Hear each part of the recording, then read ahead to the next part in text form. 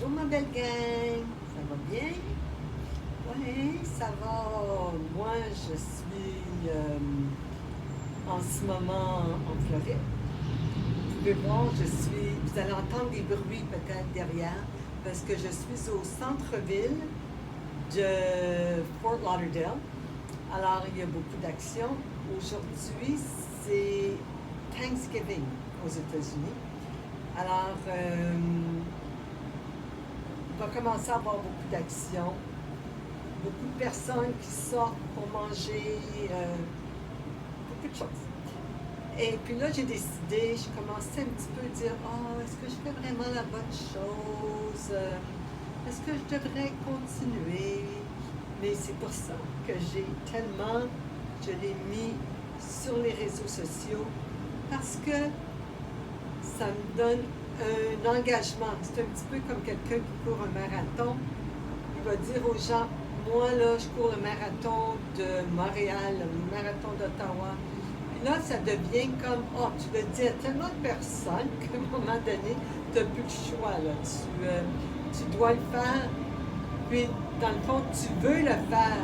Mais des fois, tu penses que, oh, est-ce que, oui, je vais être capable? Est-ce que je vais réussir? Est-ce que, oh my God, c'est vraiment fort. Moi. Je dis que c'était fort. Je pense qu'il y a peut-être une petite parade qui se passe en ce moment.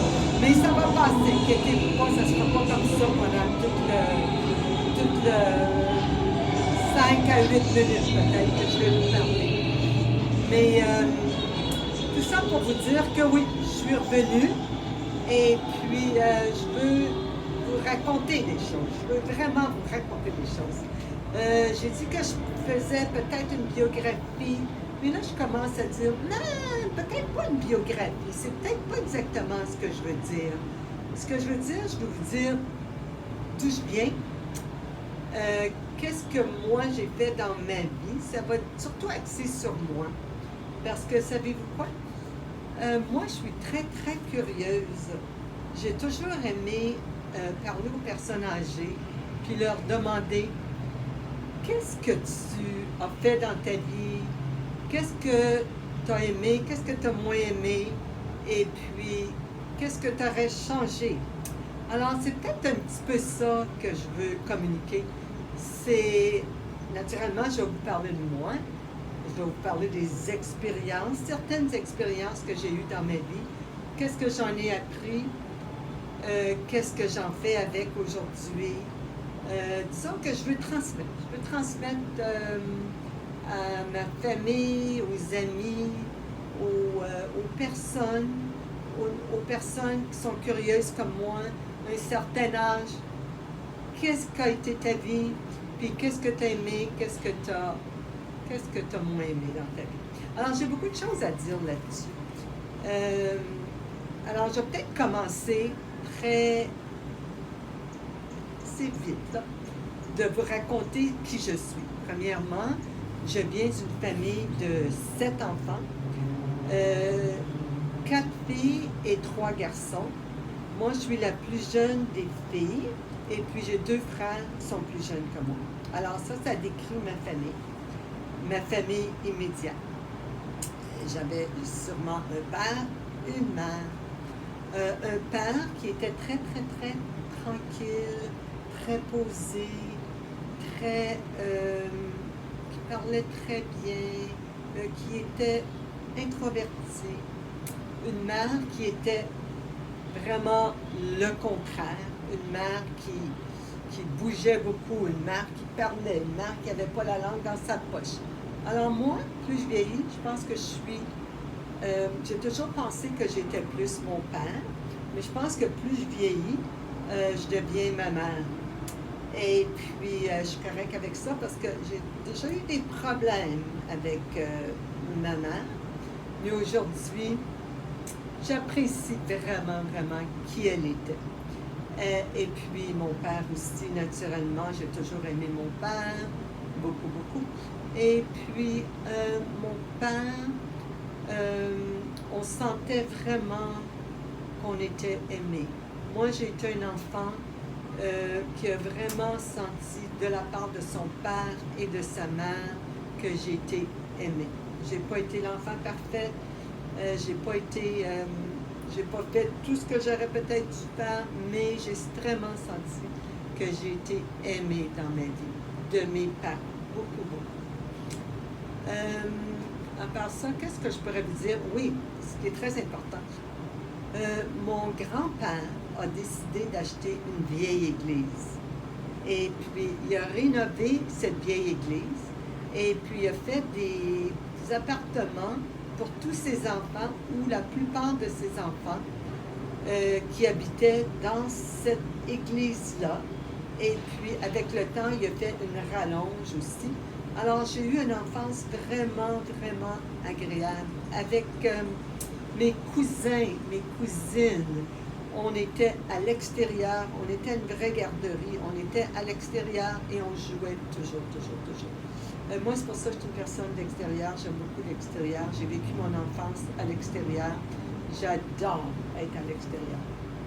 Alors ça, c'est un petit peu ce que j'ai eu comme enfance jusqu'à l'âge de à peu près 11 ans, quand mon grand-père a décidé de vendre cette maison ou de déménager parce qu'il était rendu peut-être un peu plus âgé et puis il n'y avait plus la force, peut-être l'énergie de continuer cette expérience. Alors, vers l'âge d'11 ans, j'ai vraiment eu beaucoup, beaucoup, beaucoup de peine d'avoir à quitter cette maison. Et puis, en plus, avec le temps, à ce moment-là, on est déménagé à Ville-Saint-Laurent. Et puis, mon père a commencé à être malade. Mon père, pendant des années, on sentait qu'il n'y avait pas beaucoup d'énergie. C'était une personne très tranquille. Mais à ce moment-là, on a découvert qu'il y avait la sclérose en plaques. Alors, ma vie, pour vous dire un petit peu de l'âge de 11 ans jusqu'à 18 ans peut-être, ma vie a été très, très difficile. J'avais beaucoup de peine, je me posais beaucoup de questions, je voulais aider mes parents, mais par contre, je voulais aussi faire quelque chose de ma vie. Alors, c'est une période qui a été pour moi très, très difficile. Et puis, je vais peut-être en parler un petit peu plus, qu'est-ce que ça m'a donné, qu'est-ce que ça m'a rapporté, qu'est-ce qui s'est passé ensuite dans ma vie. Alors, c'est un petit peu ça, là, la première partie de ma vie. J'ai sûrement oublié beaucoup de choses là, importantes, mais je ne vais pas vraiment m'attarder sur chaque petit détail, mais s'il y en a qui aimeraient me poser des questions, des choses qui seraient peut-être importantes pour vous de savoir, mais je suis tout à fait ouverte à répondre à n'importe quelle de vos questions. Alors, vous allez voir que mes vidéos vont peut-être avoir tendance à changer un petit peu le cours parce que j'ai beaucoup de choses à dire, mais je ne sais pas exactement dans quel ordre vous les dire. Alors, j'ai décidé de dire, sais-tu quoi, Diane? Arrête de trop penser. Vas-y, parle, laisse parler ton cœur, laisse parler et dis ce que tu veux dire. Alors, c'est ça aujourd'hui que je voulais vous dire. Et puis, je vais vous dire aussi que je vous aime beaucoup. Et puis, je vais vous dire de continuer de me suivre,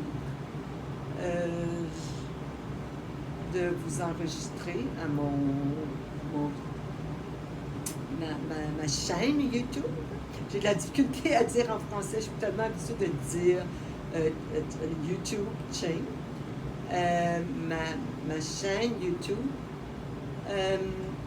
Aussi, je dois vous dire que j'ai oublié de vous dire ça, que je suis née, cette maison-là, cette vieille église, était à Côte-Saint-Luc. Alors, j'ai eu l'oreille très jeune à l'anglais. J'ai toujours vécu dans le West Island, mes parents aussi. Alors, mon oreille a toujours été faite à l'anglais. Et aujourd'hui, je parle beaucoup, beaucoup l'anglais. Je parle autant le français que l'anglais. Souvent, je me dis que je suis franglaise. Je suis montréalaise, je suis franglaise.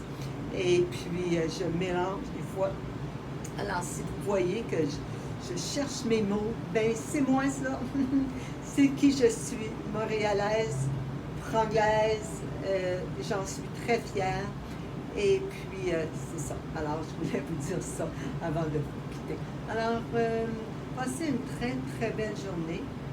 S'il y a des Américains qui m'écoutent, je serais surprise parce que en français, je serais surprise. Mais je leur souhaite un bon Thanksgiving parce qu'aujourd'hui, c'est le Thanksgiving américain. Et puis, ben, je veux dire que je vous aime. Et puis, on se revoit très bientôt. Bye!